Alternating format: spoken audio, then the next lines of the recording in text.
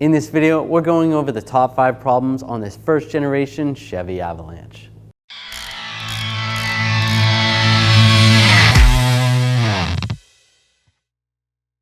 Now there's nothing wrong with this vehicle, there's nothing wrong with owning one or buying one. These are just the top 5 common problems with this vehicle. Number 1, fading plastic. Because it's an Avalanche, especially the first generation and the earlier ones, they had plastic all over. There's plastic on the sides, plastic on the bumpers, and even plastic up here, and they all fade. Now, a lot of people know about using a heat gun and heating up the plastic. This is actually for the tonneau cover that comes with the vehicle. And if you use this, it actually melts the plastic a little bit. Now, you could probably get a wider adapter for the heat gun to help out a little bit. But as you can see, this takes a long time to do. I did this little section earlier. It probably took about 5 minutes just to do that little section. Or you can use something that's going to be a little bit easier, some trim restoration. And just put this on a towel. And if you watch this goes on pretty easy. Just wipe it in. There's a little more. You let that sit for about 5 minutes, and then you go back with a microfiber towel and wipe it away. All right, so that looks pretty good. Now this area alone only took about 5 minutes, so you could see with the heat gun, you'd be here for at least 20 to half an hour. Number 2, fuel trim codes, specifically lean codes. Now the engine needs a air-fuel mixture of 14.7 to 1 to run perfect. That will give you the best fuel mileage and the best performance. Now how it measures that is through the airflow sensor, the mass airflow sensor, and also through the O2 sensors. So when air goes past here, it tells the computer how much, and then it's gonna spray so much fuel, and then it's gonna measure that output through the O2 sensor, and that will adjust accordingly. Now, if that mixture's off, if there's air getting into the intake that's not being metered by the mass airflow sensor, that's when you're gonna get that code. Most likely it won't give you a drivability issue, but it could potentially give you a misfire, and then you'd feel something, you'd feel a little rumbling in the engine. You'd get a little vibration, but normally you don't feel anything. Now, what could be going wrong is the intake snorkel could be loose, could be air getting in here. The intake gasket, actually underneath this intake plenum, the plastic plenum, those break sometimes, so those would need to be replaced. And also you could have a sensor issue which is giving you this same condition. You could have a bad mass airflow sensor, or even a dirty mass airflow sensor, or an O2 sensor causing the same issue. Number 3, front impact sensors.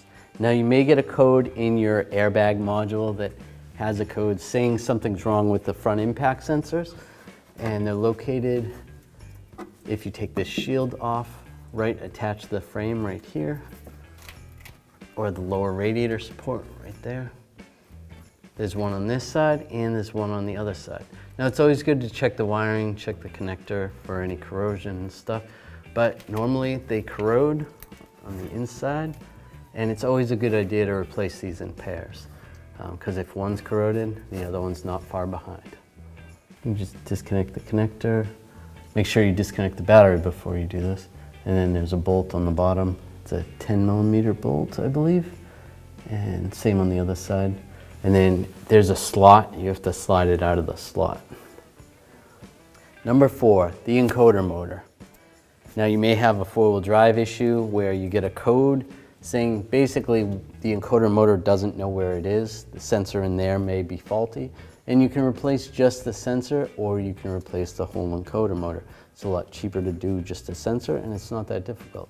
You just pull it off, pull it apart. As long as there's not a lot of corrosion inside there, you can do just the sensor. So some of the symptoms you may find with the encoder motor being bad or the sensor, the 4-wheel drive won't work, and also you'll get a code in the 4-wheel drive module. Some other things to check if you're having problems with that, check the connector and the wiring. Sometimes the wiring does get messed up. There is a wire right here that goes over. You might find corrosion in some of the wiring. And also under the hood, underneath the fuse box, a lot of times mice like to get in there and chew some of those wires, and some of those circuits are related to the encoder motor, so check those out, check your fuses. Another good thing to check is the grounds. The grounds are located right here.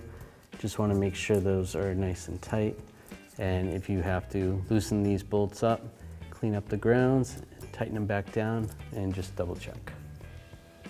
Number 5, the EVAP vent valve.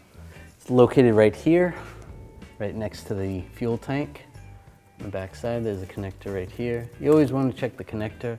If you have a circuit code, you want to take a look at those connectors really good. Make sure you have power and ground there. You can put a test light in here and activate it if your scan tool gives you that ability. Check that out. Most likely that's the culprit. And also sometimes the newer vent valves look a little bit different, but they still work the same way. Now whenever you get an EVAP code, unless it's a circuit code, but you should always double check the fuel cap. Make sure it's tight, make sure it's not loose, and make sure the gasket looks good. So this is part of the EVAP emission system. Now this is going to vent fresh air into the EVAP system. If there's too much pressure, it opens up the vent.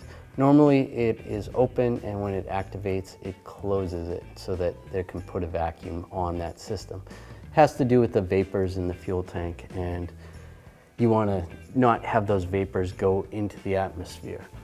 Now, if this goes bad, you're probably just going to get the code. It's not going to give you a drivability issue. It's just going to be an emissions code, and it won't pass emissions. And we have a bonus one for you, the rear tailgate handle. Now, sometimes you go to close the tailgate and it will just bounce. It won't close completely. What that is the tailgate handle itself is frozen, and it'll rust together sometimes and keep the rods from releasing so that it's able to close. Even this one's a little bit loose. But what you can do is take these 3 bolts out, and these 2 bolts too. These 2 bolts go to the cover. Take the cover off. There's some pins that hold that on. Take the handle off, pop the rods off, put the new one on, put it back together, and you're good to go. So those are the top 5 problems that we have found on this Avalanche. Now we sell most of those parts at 1aauto.com, and if you enjoyed this video, make sure you subscribe to our channel, ring that bell, turn on all notifications so you don't miss any of our videos.